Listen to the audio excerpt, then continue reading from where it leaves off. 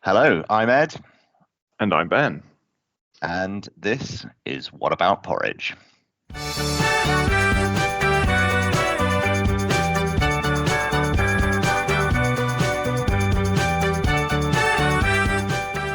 Yes, indeed. We're back. It's What About Porridge, the podcast where we get stuck into the world of health and nutrition, one fascinating topic at a time. I'm here once again to ask the questions, and with me is Ben, our resident nutritional therapist and fountain of knowledge. Thanks, Ed. Now, I'm going to do my best to lay out what I believe is the most robust evidence, but it should be remembered that this is just my opinion, so nothing should be considered medical advice. So in episode 1, we covered the important foundational topic of why we eat, and I hope we managed to convey the importance of meeting your nutrient needs, but we didn't talk about how, what, or when you should eat, and these are all great topics that we're going to cover in future episodes. Yeah, for sure. But today is the big one. So it's the one that we know everyone has been waiting for. We're going to talk about porridge. Why is our podcast called What About Porridge? And should porridge be a part of your diet? Yeah, brilliant. And then after that, I think you've got another real life case study from your clinic for us to discuss. Yeah, that's right. I'm going to talk about Robert, and he's an interesting case of a man who's suffering from low energy and weight gain. So we're going to walk through what we did with him. Okay, brilliant. Welcome everyone. Grab a cup of steaming bone broth or whatever takes your fancy, settle in, and let's get into it.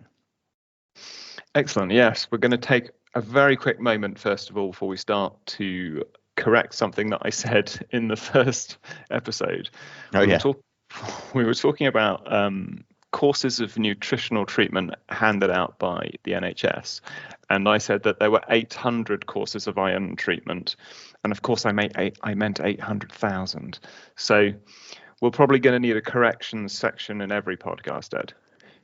Yeah, no doubt. But that's good. 800,000. No mistakes there. So should we move into why our podcast is called What About Porridge, and whether or not porridge should be part of your diet? Let's do it. So for quite a few years, I noticed that if I talked to somebody about nutrition in any depth for any length of time, the subject sooner or later would turn to breakfast. And as soon as the person I was talking to realized that I didn't have anything favorable to say about breakfast cereal, they'd say in a defensive tone, "But what about porridge?" And so that stuck in my head. I just said, right, well, that has to be the name of my podcast. And then here we are 5 years later. So this was always the intention. It's just taken some time to get around to. Makes sense. But what about porridge? Well, like all questions in nutrition, the answer to, but what about porridge, is it depends, which is a slightly disappointing answer. But it depends on your context. So are you chronically healthy, or are you suffering from some sort of chronic illness or complaint? If you're healthy, and if you tolerate oats, which is quite a big if, then, can you have porridge a couple of times a month? Sure. But should you have it every day? No, definitely not. And I'm going to explain why you shouldn't. And just before we go into that, so you're talking about tolerating oats. Can you explain a little bit more about that? What does that mean? Yeah, well, okay. So if you have IBS or some kind of chronic condition, then you might want to place a question mark over oats, and that's for a number of reasons. So they contain high levels of soluble fiber, which can cause bloating and gas in some people. And although oats are naturally gluten-free, cross-contamination during transportation and processing is quite common. And oats also contain a gluten-like protein called avenin. And studies have shown that some people, especially people with celiac disease, can have an immune response to avenin. So this context really matters. Are you healthy, and do you definitely tolerate them? Okay, and so just to make sure I'm clear, so tolerating just means that you're digesting them successfully, you're not having any kind of particular negative response. Yeah, you're not noticing anything. It could be an energy crash. You could have like skin breakouts. It could be all sorts of different manifestations. But it's just something to be aware of. Gotcha. So we're going to assume that you're chronically healthy. And so the next question is, what are your goals? And so let's say that your goal is to stay healthy. And without immediately going off on a big tangent, it's probably useful to be clear about what we mean. So in 1948, the World Health Organization defined health as a state of complete mental, physical, and social well-being, and not merely the absence of disease or infirmity. And I think it's quite a good definition. I And love that. That's sort of like quite a nice high bar, isn't it? yeah, it's quite good. So let's assume that's your goal, and let's assume that you do tolerate oats, and let's move on to the first problem with oats. Okay, so before we get to that, I guess let's make sure we're clear on our definitions. What oats are we talking about? And when we say porridge, what actually is porridge? Because I'm gonna assume kind of immediately that like instant porridge with cinnamon and maple syrup flavoring is probably not what we're going to be discussing. Exactly right. Yeah, we should clarify this. First of all, oats, for any of our US listeners, are called oatmeal in the United States.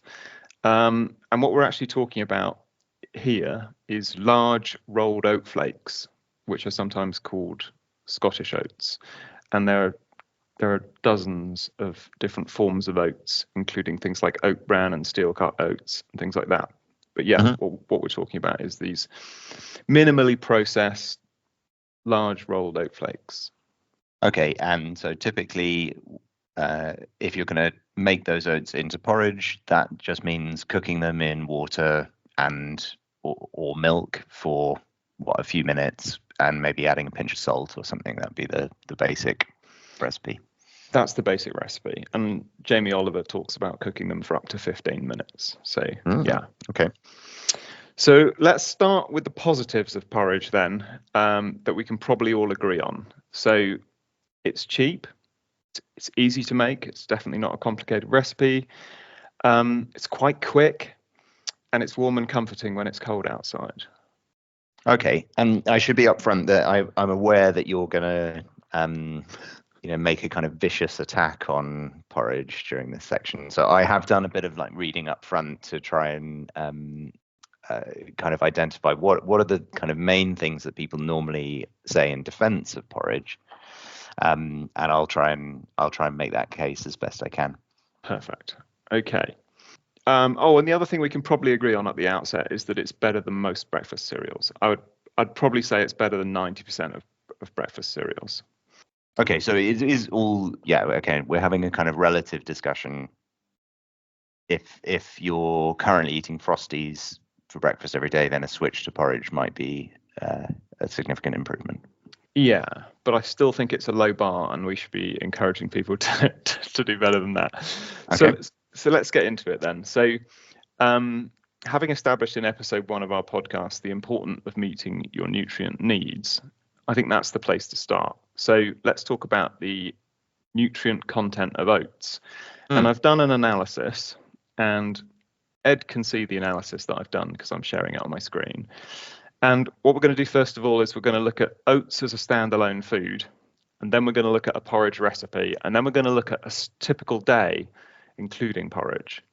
So what I've done is I've taken 40 grams of Waitrose porridge oats, which is 1 portion according to the British Dietetic Association.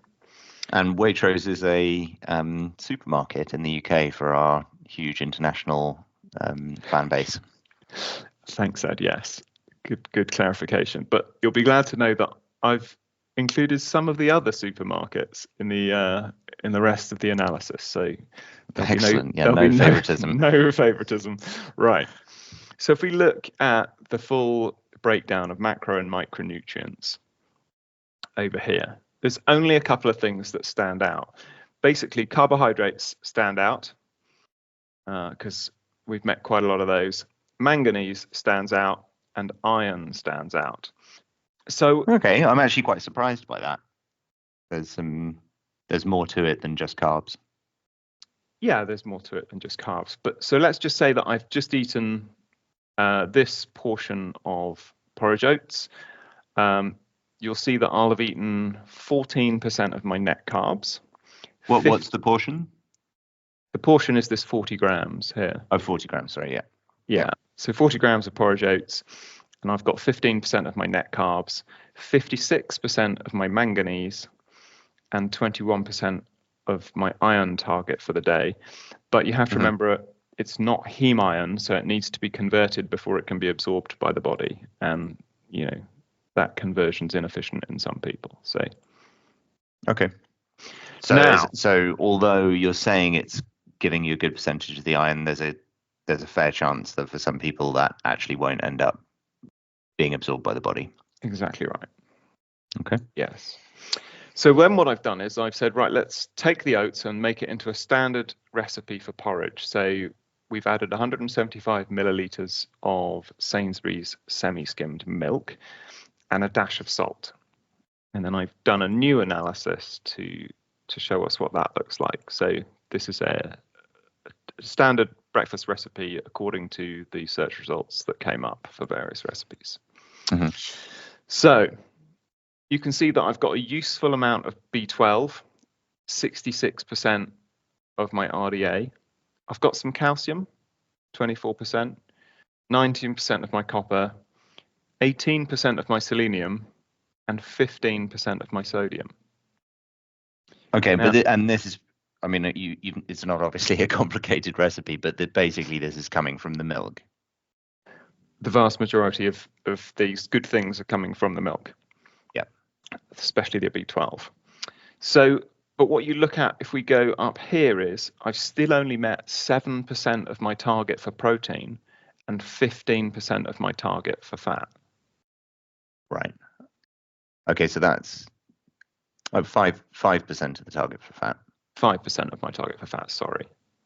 Yeah, so there's a long way to go, and if that's your whole breakfast, then you've got 2 meals left to make that up.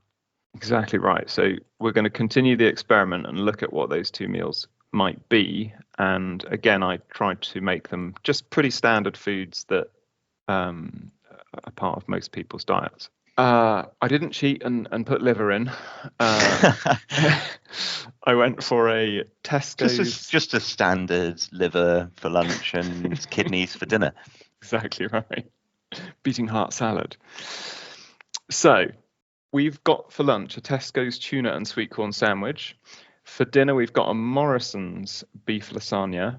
And what I've done is I've thrown in some snacks. There's an apple, a large apple, some crisps, and a Mars bar. Excellent. So let's have a little bit of a look at the analysis then. Ed hasn't seen this before. Looking at this is a full day's worth of meals. What you can see is that apart from carbohydrate and sodium, I haven't met a single one of my macro or micronutrient targets. Yeah. Even though that's a full day's worth of. Yeah. Okay. So you're food. On, or our imaginary person is on 122% of their carbohydrate target, but only below 40% of protein and only 33% of fat. Exactly. Yeah. So really a long way off those other two. And I guess, I mean, one of the things that was that I learned from our last episode was that carbohydrate is the one of the 3 macronutrients that is the unnecessary one. Yeah, it's not essential because the body can make it. Yeah. So this is more of a concern, basically, that you're not getting what you need in terms of protein and fat. Exactly right. So if I was going to leverage a criticism here, I would just say empty calories. Right.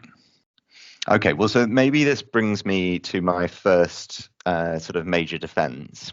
So you're looking at this obviously through a lens of, is it helping you to hit your macro and micro nutrient needs. But maybe there's other potential benefits or other sort of lenses to look at this through. So one thing that definitely people like about porridge is they would say it's a low GI, so it's a slow release form of energy. You're going to have a bowl of porridge in the morning for breakfast, and it'll keep you feeling energetic and full through till lunch. Yeah, I mean it's definitely billed as being a slow release source of carbohydrate. Mm-hmm. But my response to that is it's slowly releasing the one macronutrient that's not essential while providing very little of the nutrients that are essential. So I think, there's a hierarchy here, and the first thing that you want to do if you're on a healthy diet, as per our definition, is you've got to meet your nutrient needs. And as we've seen from this analysis, if you have porridge for breakfast, a typical lunch and dinner and typical snacks nowhere near bridges the gap between those empty calories and where you need to be. Okay, and I guess, I mean, maybe this again is a sort of relative thing, which we touched on at the beginning, like if this is in comparison to an average breakfast cereal, this might be seen as a benefit, but if it's in comparison to something else, then that might not start to look so good. Yes, exactly right. Okay, so let's move on to the other main problem with regular porridge consumption, and that's the fact that high carbohydrate diets drive metabolic dysfunction and disease. And this is a really big problem. So studies show that only 12% of the US population are metabolically healthy. And even among those who are normal weight, 2/3 of them have signs of insulin resistance, prediabetes, and other metabolic abnormalities. And here in the UK, 64% of adults are overweight or obese. So it's likely that we're in a pretty similar state in terms of metabolic health to the United States. And I'm sure much of Europe isn't far behind. Yeah. Okay. So link this up. You're suggesting that the cause, or at least a contributing factor in this rates of overweight and obesity is high carbohydrate in the diet. Yeah, exactly right. So let's talk about what happens when you eat a high carbohydrate meal like porridge. So the amount of glucose in your blood will rise, and how sharply it will rise will depend on the type of oats and whether you're making porridge with water or milk, and whether you're having sugar on top, and those sorts of factors. But basically, you're putting excess glucose or energy into the bloodstream. And here's the important thing.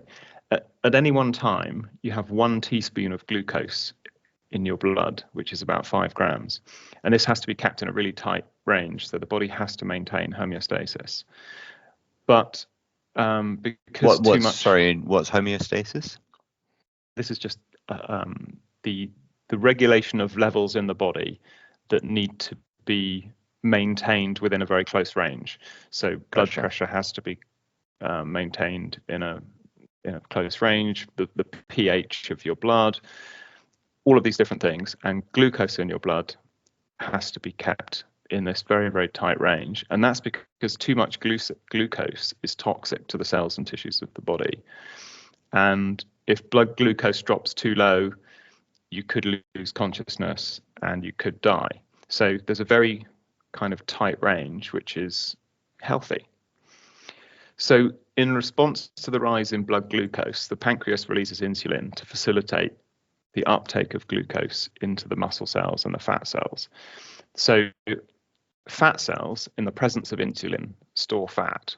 So diets high in carbohydrate promote fat storage, particularly around the organs, which is this visceral fat, which is the dangerous kind. But getting fat is only one of the impacts.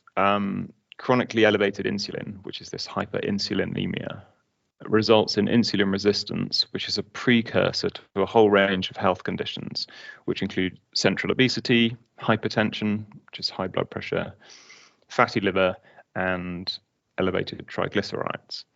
So this is a cluster of problems which are labeled metabolic syndrome, and they're precursors to much more serious conditions like type 2 diabetes, cardiovascular disease, and stroke. Okay, so this is kind of, you're getting at this stuff that people talk about as pre-diabetic. Is that the thing? Yeah, I mean, essentially, it's you can think of it as a progression. So what happens is that over time, your cells become less and less sensitive to the hormone insulin, and the body has to produce more and more of it to elicit the same response. In other words, to get the glucose out of the blood.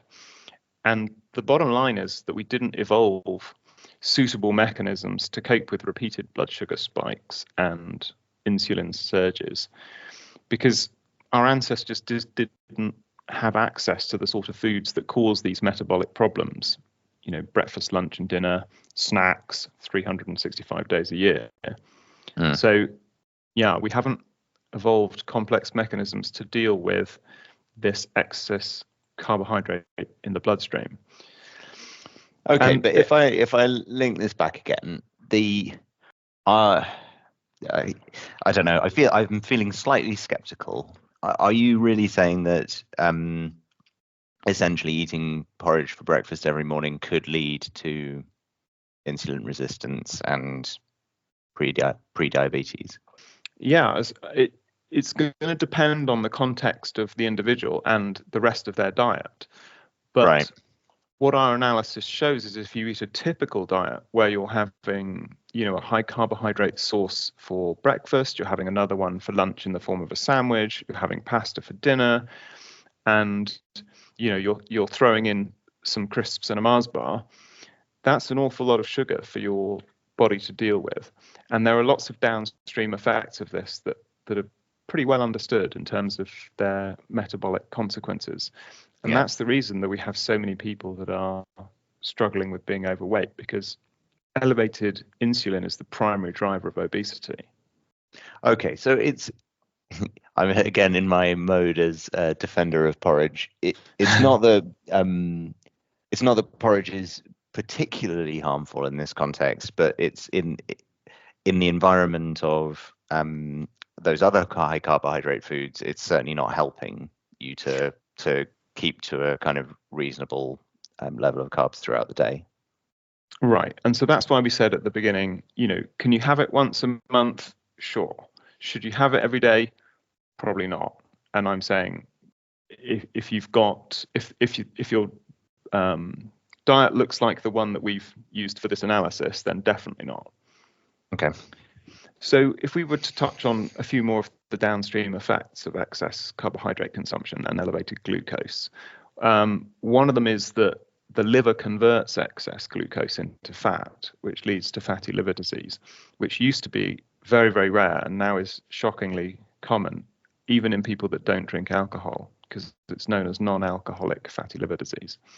But you have newborns now being born with this fatty liver condition. I mean, what does that mean? It means that their body can't handle the glucose load, and the liver's doing its best to find alternative places to put this energy. And the first place it comes to is the liver can store it as fat, but if you're continually putting that glucose into the bloodstream, the liver doesn't have a chance to shunt that fat to anywhere else in the body, so it just builds up in the liver. It's a really dangerous condition. Oh. So high carbohydrate diets raise triglycerides, they promote inflammation, and they cause damage to the endothelial linings. So these are the linings of the arteries in the body. And all of that contributes to the development of cardiovascular disease. Another big issue is... And sorry, cardiovascular disease being heart disease, so what, ultimately leading to heart attacks? Heart attack and stroke. Yeah.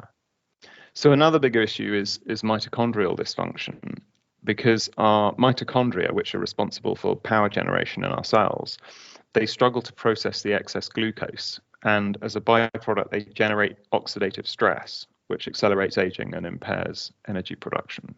So you're eating a food that's viewed as being a good source of energy, but you feel tired because your body can't utilize it.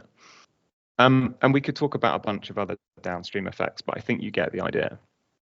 Okay, so you are going further actually than I thought you were going to go. So you're saying not only is choosing porridge every day for breakfast not particularly useful, you're also saying it could actually be actively harmful. Yeah, and I think it's the context, as you rightly point out, of the broader diet. So let's say that you're eating 21 meals a week and porridge is one of them. That's probably okay. But as we've demonstrated in our analysis, if it's a daily thing, you're putting yourself at risk.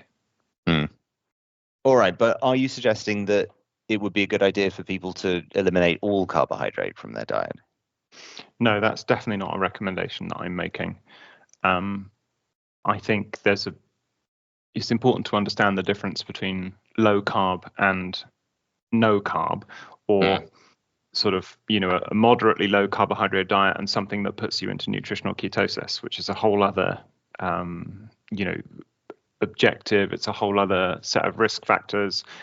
What we're saying is that reduce your carbohydrate to a level where you're not spiking your blood glucose on a regular basis.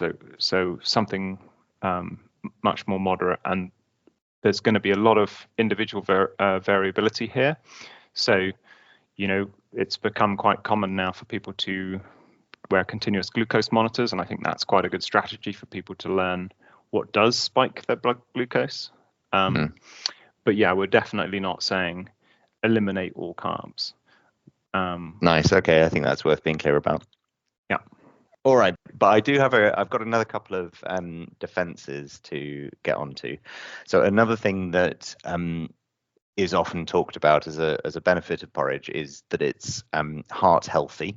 And I think there's some studies that look at beta glucan levels as being particularly beneficial for the heart. And so porridge is something that I think actually is often recommended by people for cases where people have got heart disease. What are your thoughts on that? Well, you're right. I mean, so there is so beta glucan is a type of soluble fiber and it's been shown that it binds to cholesterol molecules in the small intestine and it prevents their absorption. And so I've had a look into this, and it turns out the effect is very, very small. So we want to look at the highest quality evidence, and these are randomized controlled trials or collections of randomized controlled trials, which are these meta-analyses. So a 1999 meta-analysis, which included 67 controlled trials, showed that various soluble fibers have this effect of reducing both total and LDL cholesterol, but the effect is quite small. So, for example, 3 grams of soluble fiber from oats, and they were looking at 3 servings of 28 grams of oatmeal each day. And they found that means you're basically eating porridge for breakfast, lunch, and dinner. Porridge. Okay, that's what this study implies. Yeah, and they found that it can decrease total and LDL cholesterol by approximately 0.13 millimoles per liter. And the authors concluded that increasing soluble fiber can make only a small contribution to dietary therapy to lower cholesterol. So that represents about 2 or 3% reduction for people with average cholesterol levels. And okay, so there's something there, but you're saying that it's perhaps not. Yeah, I mean, it's not going to make the difference if you're really unhealthy, or it's not going to make a huge difference even as a sort of preventative. Yeah, and the studies, suggesting that you're eating 3 servings of oatmeal a day, and we know that there are downstream metabolic consequences of that, one of which is elevated blood glucose, and we know that contributes to damage to the arterial linings, which is a direct precursor to cardiovascular disease, so right, and stroke. Okay, yeah. So I guess it's like a complex system. So there's you're searching for balance. So you might decide to eat porridge for breakfast, lunch, and dinner in order to get this fairly modest effect, but then you're actually causing harm in other areas of the body or in other ways. Exactly right. And there are other sources of soluble fiber that, I'm sure we'll do a whole episode on at some point. Hell yeah. Yeah. So, there's a lot there to unpack. We could talk about the fact, for example, that breakfast is not the most important meal of the day, and that you might laying out the controversial claims in this episode. and Love it. well, so this comes about sort of when you eat, and you might be better off skipping breakfast altogether and getting the benefits of fasting. So that's a future topic that we'll have to unpack. Yeah. Okay, that sounds good. All right. So you kind of foreshadowed this a little bit, but if say you just absolutely love porridge, you acknowledge that it might not be the best thing, but you're going to have it occasionally. What would be the best way to do it? Well, a friend of mine saw this thing a few weeks ago where a Michelin-starred sleeper train that operates between England and Scotland served porridge for breakfast, and it was made with whiskey and salt. And so I thought that was worth a mention. That's your recommendation. I just thought it was worth a mention. So, I mean, but in answer to your question, if you're going to eat porridge, you'd want to eat organic gluten-free oats. You'd want to soak them overnight, ideally in raw kefir or raw yogurt, or failing that, apple cider vinegar or lemon juice. But that wouldn't be quite as effective at breaking down anti-nutrients. So soaking overnight. You'd then talk a bit more about that. So what do you mean about anti-nutrients and what's the benefit of soaking? Well, we talked a little bit about bioavailability in the first episode, but this is this idea that it doesn't matter what's in a food while it's on your kitchen counter. It matters how much of that food that you can break down and assimilate during digestion, and it actually makes it to the cells where it's needed. And there are substances in porridge, including phytic acid, that bind to minerals and prevent them from being absorbed into the body. So they just prevent their absorption, and they reduce the bioavailability. And it's known that soaking and sprouting various foods reduces this impact. So, but the sprouting fans of overnight oats, then there's a Ben Mantfield recommendation there. Well, it depends on the soaking medium. You need something that can basically act to break down the phytic acid content. And so the best sources I've come up with are raw kefir or raw yogurt. Very nice. But I'm sure we'll get some listener mail on that with people giving us lots of other suggestions. And there are more things out there. Love it. All right. Well, I've done my best to defend porridge, but I suspect we're going to stir up some controversy. So if anyone's got any other defenses of porridge that I failed to address, I'd be quite interested to hear them. But so yeah, we're going to move on, I think, from this to the case study in a second. But I thought that before we do that, we could have a look at some of the mail that we've received over the last couple of weeks since we did the first episode. And we've had two quite interesting notes that I thought would be worth discussing. So the first one is from an anonymous listener who says, "Dear Ben, I enjoyed episode 1, but who even are you? Why should I listen to you? Kind regards." I think it's a great question. So I'm a nutritional therapist. I'm a registered and practicing nutritional therapist, and I studied at a place called the Institute for Optimum Nutrition, which is known as ION, which was founded in 1984 by a chap called Patrick Holford, with support from Professor Linus Pauling, who's a quite well-known Nobel Prize winner. And they have a long track record of training people in nutritional therapy. And so I trained with them 4 years ago, and I've been in clinical practice for 4 years. And I have a sort of small practice in Southwest London, but I mostly see people virtually. Mm-hmm. And it's worth saying that the nutritionist as a term is not a protected term. Anybody can call themselves a nutritionist. So the Institute for Optimum Nutrition pride themselves on really very, very high educational standards. So it does mean something to be a nutritional therapist over and above just anybody saying that they're a nutritionist. And you can go and read about this on the ION website, ion.ac.uk. And you can also go and read about me and my journey and my background in more detail on my website, which is just benmounterfield.com. We can put links in the show notes, I expect. Brilliant. Well, Anonymous, I hope that answers your question. And the second letter that we've got is from Jane from Reading, and she says, "Dear Ed and Ben, in your last episode summary, you ended by saying that vitamin D is important. I already take a vitamin D supplement, but how do I know if I'm getting enough? Thanks." So this is a great question. I actually recommend that most people test their vitamin D status, just because most people that I work with have office jobs, and here in the UK we live very, very far north and don't see a lot of the sun.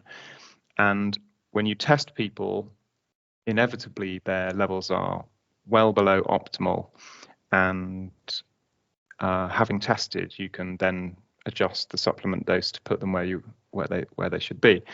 And that typically ends up being a dose more than the 400 international units recommended by the NHS, which is the health body in the UK. But it's very simple to test. Usually I use a service called Thriver, which is thriver.co, which we can provide a link to on our webpage. So we're going to put all of this on whataboutporridge.com, and you can set yourself up with a prescription and test your levels in summer and winter, and then adjust your dose accordingly. But it's probably sensible to speak to your GP or work with a nutritional therapist so that you know that you're doing it safely. Yeah, nice. I should mention as well that we are not sponsored by Thriver. So this is just, you've had some experience and you're just saying this is one option that's been successful. That's right, yeah. So it's a good question. Thank you, Jane. Brilliant. All right, I think that brings us on to the case study, which I've really been looking forward to. Right, okay, so let's dive into today's case study. So today we have a 35-year-old male who was overweight and suffering from low energy. And as I said, we're going to call him Robert to protect his identity. Okay. So when he came to see me, he had two goals: to improve his energy and lose weight. So in May 2023, he rated his energy as 3 out of 10 during our first consultation. And he said things like, for the past 2 years, he's not consistently felt refreshed upon waking, and his energy level is significantly impacting his life. Wow, I mean, 3 out of 10's pretty low. Yeah, he was feeling like he might need to take time off work to recover. Yeah, he was struggling.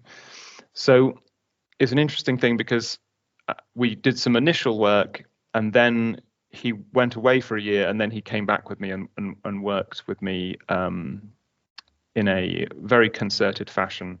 And he's still a current client, so it is a case study we might return to in the future. Okay, brilliant. So, but if I bring up his notes and documents, Ed can see them at the same time and we can walk through them together. So in his intake questionnaire, it revealed that he had a family history that included heart disease, cancer, and Parkinson's disease. Mm-hmm.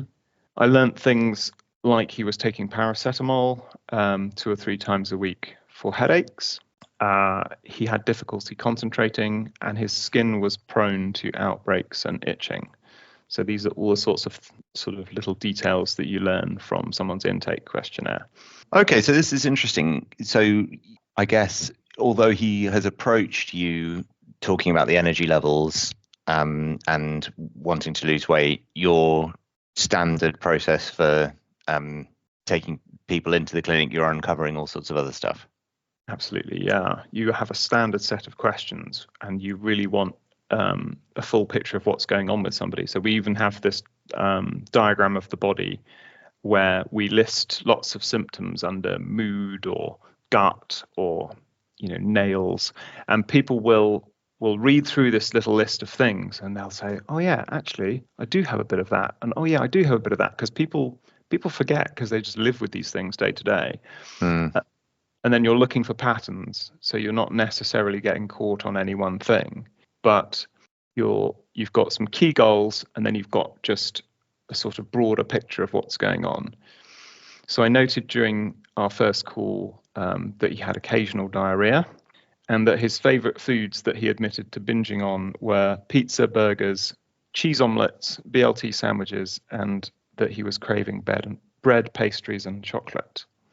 Right.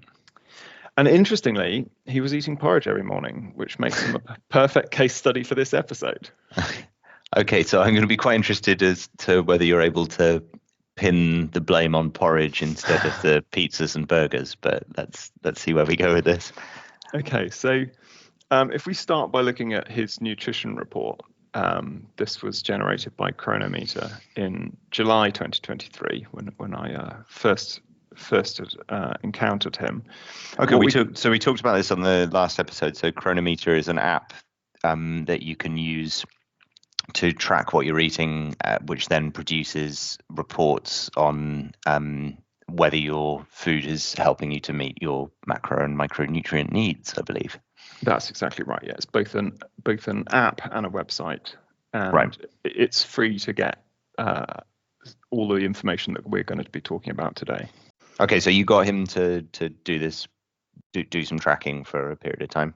I did, yeah. So he tracked 2 weeks of his food, and I'll bring it up on the screen, and you and I can have a quick look at it now. So, and you'll see that I made various notes on it. So the note highlighted at the top was that there was room for improvement, a clear room for improvement. So you can see right at the top here that he rarely met his protein needs, and so I was recommending eating more meat, fish, and eggs. His intake. I mean, the protein strikes me as not that bad. That's at 87% of its target. Is that something that you'd generally be concerned about? What it's showing is that they're consistently not meeting their needs, and you would want them to be meeting, ideally exceeding their needs. So it's not a big alarm bell, but you still go there first when you're looking at this thing. You're looking at, are they meeting their essential fatty acids? Are they meeting their essential amino acids? And so that's why that stands out first of all. But no, okay. It's not. So I guess because it's over 2 weeks, then it's a consistent lack. Yeah, exactly right. And you can see that there's a consistent lack of the fat soluble vitamins A, D, E, and K over here on the right. So A is the only one that he's almost meeting, and the others nowhere near. Some of the key minerals are low, as you can see. So he's meeting things like selenium and zinc, but not meeting needs of things like magnesium and manganese and potassium. So you can see that there are some gaps.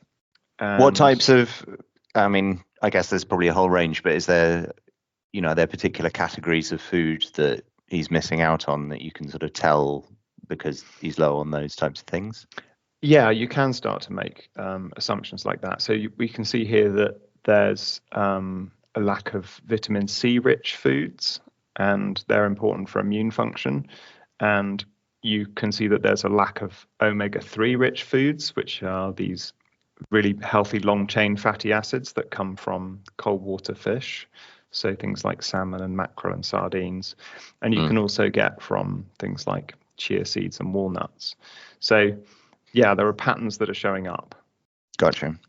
Yeah, so we did this initial analysis, and it was clear that he would benefit from increasing protein, increasing healthy fats, and reducing carbohydrate, which was really just all under the heading of increasing diet quality overall. Right, nice. Okay. So we made some initial diet changes in the summer of 2023, but Robert wasn't actually ready to work with me at that point. So we pick up his story 12 months later when he came back, and he was fully ready and fully committed. And although he was still suffering from low energy and he was still overweight, he was absolutely raring to go. And so it's summer 2024 when we pick up the story. And his weight on the 13th of May 2024 was 15 stone and 10 pounds, which is 100 kilograms. Okay. So I recommended that Robert adopt a low carbohydrate diet, which won't surprise you. And I recommended that he swap porridge for something better. And that's often a strategy where you start with breakfast because that's typically the meal that people are getting most wrong. But you'll do this kind of swapping out. Okay, let's swap breakfast for. And I was expecting him to swap it for something like an omelette. But to my surprise, which was actually a pleasant surprise, he really went all in and he was starting to eat fish for breakfast. Okay. So that is, sort of slightly unusual. Yeah, I mean, I guess if you go to a posh brasserie somewhere in the UK, you might be offered kippers, but typically people aren't eating fish for breakfast. But he embraced the whole nose to tail philosophy as well. So he was eating little whole sardines, which are a really good source of calcium and those healthy long chain fats that I was talking about. So a really good source of omega-3. And so just nose to tail being the idea that you eat the entire animal rather than just particular cuts. Absolutely. So you're not just choosing the lean muscle meat, like you would if you were eating chicken breasts. You're getting all of the benefits. In this case, in particular, the calcium from the bones, because these are very, very small fish. So we were off to a good start, but I also recommended that he do some testing. And you and I can look at those test results now. But we started by running a test called a Nutrival, which is from Genova Diagnostics. And it's a really comprehensive nutritional assessment. And it evaluates nutrient status, oxidative stress, mitochondrial function, as well as things like amino acid and fatty acid status. It also looks at markers of gut health. And it's a really good test for basically assessing how well various biological systems and metabolic processes are working in somebody. And it helps identify sort of deficiencies that could be contributing to their health issues. Okay, so this is interesting where the chronometer analysis that we've been looking at is, I guess, predictive, really, in that you're looking at what he actually ate and then saying, well, based on what you're saying you're eating, we think that probably you're going to be low on vitamin C or low on certain proteins. But then this is a blood test that's actually going to say, is there a vitamin C deficiency? Exactly right. Kind of going a step further. Exactly right. It's a very powerful tool when you first start working with somebody for them to see in a full, multi-page color report like this, that and this is what it shows, that there are moderately high levels of oxidative stress, mitochondrial dysfunction, inflammation, and toxic exposure, as you can see. Yeah, I'm looking at a report page that's got a lot of yellow blobs on it. It's got a lot of yellow blobs, yes. So yeah, that does look not super encouraging. So what it showed was, so the test actually makes specific nutrient recommendations to address the issues that it finds. And it basically showed that there was a significant need for antioxidants like vitamin C and glutathione. And glutathione is the master antioxidant in the body. But the key findings were that we needed to address yeast and fungal overgrowth and restore sort of symbiosis in the gut, which is a rebalancing of kind of good and bad bacteria, and that there was a need to support detoxification. So talk a little bit more about yeast fungal overgrowth. Yeah, so the test showed that he was outputting in his urine some metabolites, which are sort of byproducts of a couple of different species of yeast and fungus. And so we knew that fitted with some of his symptoms. So, for example, he's was talking about having itchy skin and a few other symptoms that match that. So we knew that there was something that needed to be done there.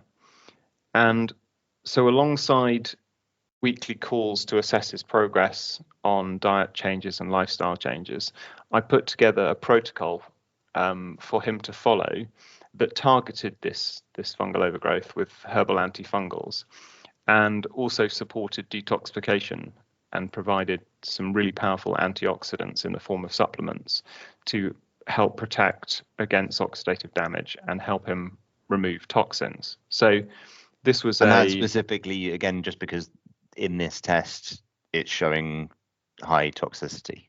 Yeah, it was showing a number of problems. If we go back up to the top, you can see that there was a raised need for glutathione in several areas. We can see that there's a toxic exposure here, and it calls out a specific toxin, which we looked at, and it turns out to be a byproduct of exhaust gas. So it was an additive in petrol or diesel fuel many years ago, and somehow that's still showing up. So it's a bit of a mystery. We haven't been able to pinpoint that. Often when you work with somebody and they're showing high levels of something, you work out that it's something they're doing it on a daily basis. Mm-hmm. So Robert lives in central London, and is in sort of like a quite busy area, and so there probably will be air pollution. But as far as we know, this additive was removed from petroleum products a couple of decades ago. So it is a bit of a mystery, but the whole picture is one that he's struggling to detoxify, and right. that the yeast would be contributing to this burden of stuff to be detoxified. Got you. So you can see here that we created this protocol, which was 12 weeks, which was various supplements phased at different times. And so alongside sort of weekly coaching calls to check in with him, he began tracking his weight, and he was basically eating really, really well. He stopped eating while he was on the move and while he was stressed. He cut back dramatically on alcohol consumption, and he really started to reap the rewards of that. As I said, he's a current client, and so by the start of February this year, he'd lost over 3.5 stone and was down from 100 kilograms to 77 kilograms. So that's 23 kilograms of weight loss. And the key thing here is that when people say they want to lose weight, what they actually mean is they want to lose fat. And we were able to determine that this was fat because one of my early recommendations was that he invest in some body composition scales, which look at your total fat mass, they look at bone, they look at muscle, etc., and they give you this breakdown. So you don't want to just lose weight. You want to lose fat, but whilst maintaining bone and muscle, and he was doing that. So that was excellent. So say you do want to lose weight, how can you try to ensure that is what happens? So you can follow some of the advice that we've talked about here in terms of a low carbohydrate diet, but a really key thing to maintain lean muscle mass, and as a knock-on consequence of that, strong bones, would be to do some sort of resistance training. So it could be body weight training at home, or you could be going to a gym, but by having strong muscles, it ensures that you have strong bones because they're constantly under tension. Now, that's provided that your body has all of the nutrients it needs to rebuild the muscle and rebuild the bones. But yeah, you need to combine the reduction in carbohydrate with some form of resistance training would be ideal. Okay, so this is, I guess, simply you're saying that as the body is losing weight, if you're using the muscles, it will prefer to take the weight from fat instead of from muscle. It safeguards against the sort of muscle atrophy. But the thing that's going to shrink your fat cells is the reduction in insulin. But you could lose both fat and muscle if you're too sedentary. Right. And so returning to Robert's goals, not only had he lost the 23 kilos, but his energy had returned. So he went from being 3 out of 10 at the beginning to 8 out of 10.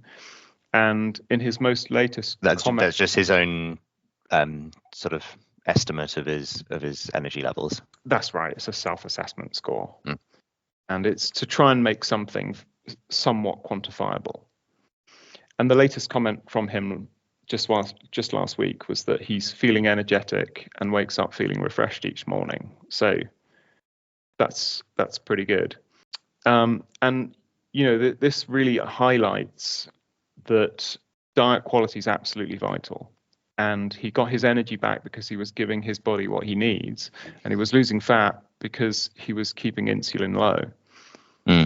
So I guess, I mean, he changed quite a lot of different things all at the same time. So maybe this is a difficult question to answer, but I mean, we in the chronometer report, you were saying he was having porridge for breakfast. The initial report had said basically, he was over his limit on carbohydrates, but not getting what he needed in terms of protein. Swapped the porridge for fish. I mean, that simple swap, how much do you think that kind of contributed to the benefits? Oh, I think that these things have a cumulative effect very, very quickly. And this is what you see when you work with people is you start with quite small things. You might literally start with swapping vegetable oil for coconut oil so that people are then cooking with a healthy fat. But it's all of these little behavioral changes and lifestyle changes, they build quite quickly. And then before you know it, people look back and they can't believe what they were eating before. And when that's accompanied with the results that they're looking to achieve, it's very, very powerful motivationally, and they don't ever want to go back to how they were before, because the key thing here is, that Robert wasn't hungry all the time. He wasn't counting calories. So there's right. Okay. Yeah, we've not even talked about that. Yeah. I mean, there's no need to track calories. What you need to track is, are you putting the nutrients into your body that it needs? Yeah. Well, fantastic. Good news for Robert. Well done him. And probably that's probably a good place for us to leave it for today, Ben. Do you have any final thoughts before we end? No, I'm just looking forward to hearing listener mail for next time. So yeah, please do write into us if you have any comments or questions, and we'll love to answer them. Sounds good. I think my takeaway from this, I think I was ready when we started the porridge discussion to admit that maybe it was neutral. I think you've managed to shift me a little bit towards thinking that, obviously, as we've said, kind of depending on the context and all the rest of what you're eating, but that basically it's not really setting you up for success, or any kind of high carbohydrate breakfast is not really setting you up for success. So you've made me sort of think about that a little bit differently. I think that's a very good summary. I think context is everything, and you want to stack the odds in your favor. Yeah. Okay, well, thanks very much for listening, everyone. If you enjoyed this and want to hear more, make sure to follow the podcast so you don't miss out on the next episode. And if you've got questions or topics that you'd love us to cover, do let us know. Thank you very much, everyone. Bye. See you next time.